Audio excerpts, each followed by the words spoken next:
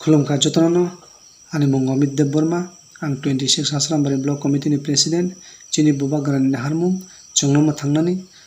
थांनानै बागै चिनि बुबाग्रा चिनि बागै ग्रेटर टिप्रालेण्ड सानै दङ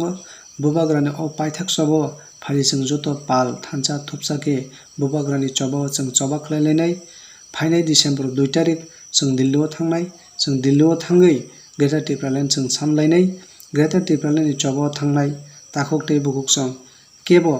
साक हामिया जाया आंलाय टंखा हंखाय जों कायसा बायते कायसा मा चुबा लायनाय जों गाहाम गोरों नकनि थांलाय माने गाहाम गोरों न जतनो नको किफिलि सकपायना नंथुन तेचिनि ग्रेटर टिप्रालेण्डनि जे चबा अ चबा साक्सेस उन्थुन अमसो ककसार मुंकसारिनो आनि ककरनो मथाकचिनो खुलुमखा जतनो जतन हामबाय दे खुलुमखा बुबाग्रानो खुलुमखा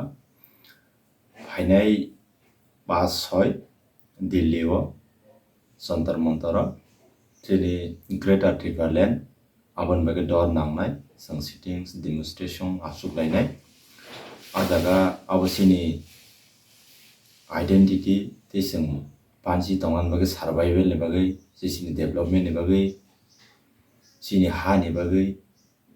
जोंनि फिउचार फाइनाय जरानि बागै जोंहा मुभमेन्ट ग्रेटर टिप्रालेण्ड साननानै बोखाक बुबाग्रानि लिडारशिपनि बिनि दागि बुंबाय बिनि वान संबाय जों सानलायलायनाय 2 तारिखनि उनाव जों रुवा नांनाय दिल्लीआव टिप्रालेण्डसिम दै जतनो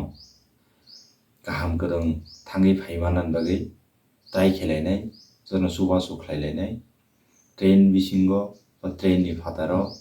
थांतानि जों बररंनो सुगिया जेकुनु उइक आमाहायरंनो जों सुबा सुख्लायलायनाय जे मानसा ओंखाय फादार आमसायो जे तिनि दिल्ली आजागा पुरी दंनाय सिनि बरदाव गाना गेनि जदि जरा मानखा ओंखाखाय सिनि ग्रेटर टिप्रालेण्ड दे आज सिनि जे मुभमेन्ट आजागा फाइसनो लगेरि फाइनानि बागै खाबायको बेको नरक जरा मानखा ओंखाय जोनबो नंनि किच्चातिये जरानो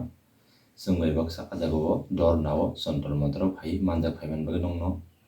बिदो रिक्वेस्ट खायो yang 26 Asrambari Assembly Constituency ni YDF Block President Hambai